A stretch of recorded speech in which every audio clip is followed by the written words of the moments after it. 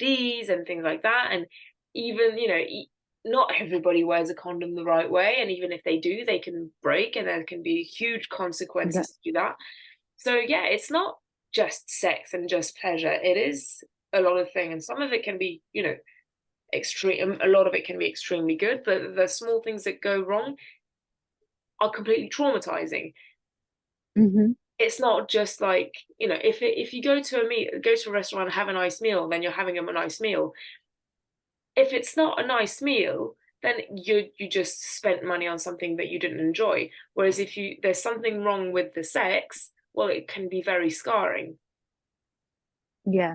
And I feel like that's the biggest part of having sex is that you're vulnerable and you're open not only to hurt your feelings but to traumatize yourself or cause you to have like certain sexual experiences that follow you to your next experiences or prevent you from having new ones or better ones. And the issue is that a lot of times that we don't have sex with people that we trust and people that we feel comfortable with. And that's the problem that I have with one night stands is that you're with someone who you don't really care about and doesn't care about you. So not only do you not care about each other's physical pleasure, you also don't care about how they feel in that moment. And you don't have that connection, which intensifies it and makes it special and unique. And it sort of also causes it to be very different from what we expect it to be. We want it to be mind-blowing and amazing, but it isn't that way. And the reason it isn't that way is because our expectations come from films. Same as here, we're sort of getting this certain, I don't know, like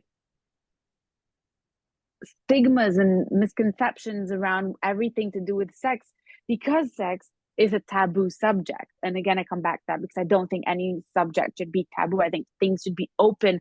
We should talk about these things.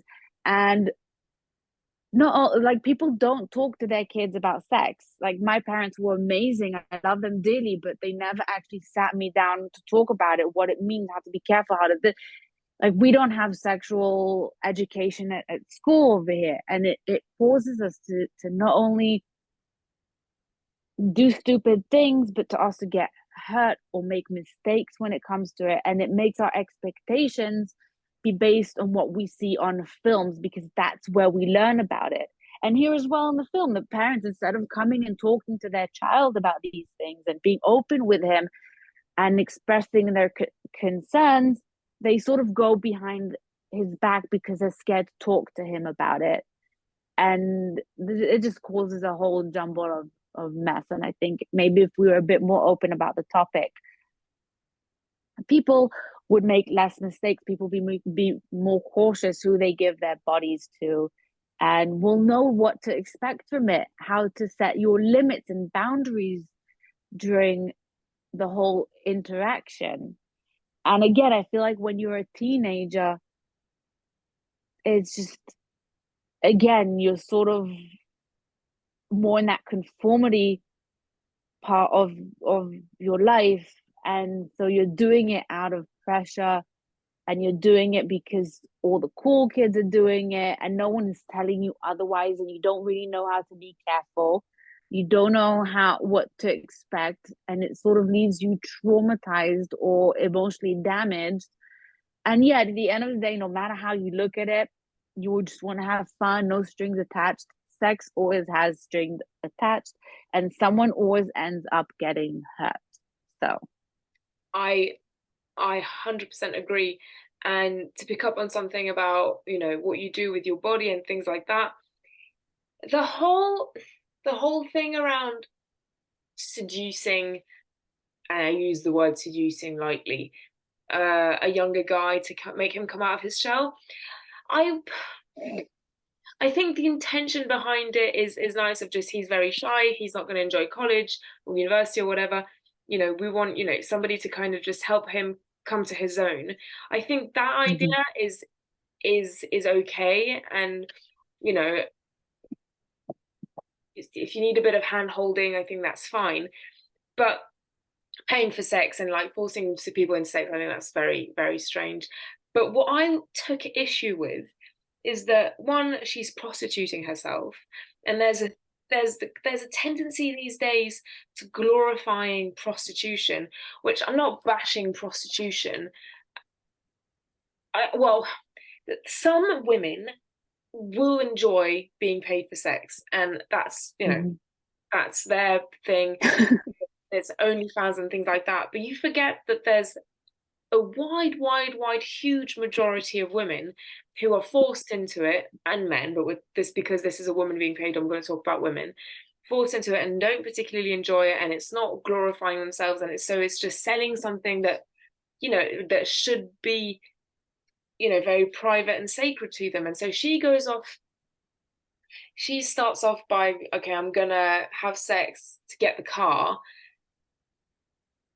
and then when it actually does come to having that sex scene, that really uncomfortable sex scene, she's just like, okay, let's have sex with the parents just downstairs, and he's very upset and things like that, and she's just willing to just have sex with him without making a big deal around it, of just, it's just like having breakfast with your parents in the other room. And I thought that was very strange, of just, it's disrespectful to him, but she's also kind of disrespecting herself. Yeah, and you'll get all of Mhm. these women, these woke type women saying, oh, but she has all of the power, she's only having sex and she's getting a car out of it and it's all of hers, blah blah, power to her. So, well, I mean, is it really? I'm going too far with this, but I came across this statistic with OnlyFans where, go on OnlyFans, show your body, and, and do things on camera and get lots of money and things like that. It's the same as everywhere else, that it's only the top 1% that actually make money on that app. And Mhm. they don't even make that much money. You'll get the really, really high earners, but most of the people who make money is just going to be minimum wage for all the time they put in. They're just going to earn like 1,400 euros or dollars a month with, by putting in a lot of time and effort and energy and things like that. So the same as just flipping a burger at Burger King or whatever.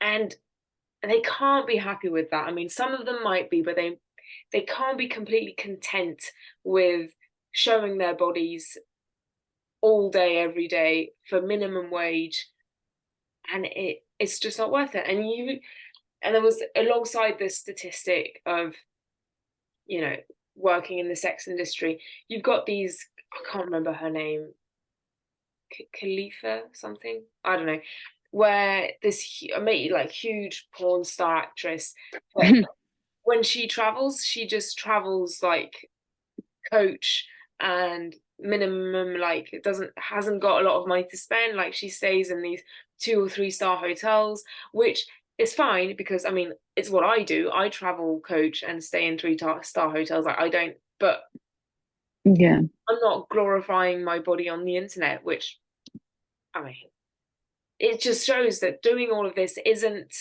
giving you all of your power and things like that. It's, you're giving yourself for minimum return. And that's what's happening in the film, where she's just having sex randomly for a car that is not even going to end up being exactly what she was told it was going to be. I that bit felt a bit, guys, this isn't funny. Yeah. The whole No. he comes too fast, it's just like, that joke has been done and done. Yeah. But I feel like women and men, by the way, sharing their bodies online like that is the exact result of turning the subject into a taboo, because no one ever taught them anything about it. No one ever spoke to them about them. No one ever told them how to cherish their bodies as a fortress. And so they develop all of these insecurities, and they need it just for even the I don't know, like the enforcement about it, or like the compliments is helping them. They do it because it it comes from an insecure place. They have to share to get compliments to make them feel good about themselves. And I think this is again a result of not having proper sexual education, or or taking care of yourself and your body. And no, in no way, shape, or form does she have any of the power in any part of the film. Because I think she's the one who's chasing him all the time without him having accepting, like, you know, without him wanting to have sex with her, she can't get what she wants. She needs to have to get him, and he's the one who's reluctant throughout the whole thing. And she's not there because she wants to be there. She's there because she needs the money, she needs the car, she needs to be there. When you have to be in a place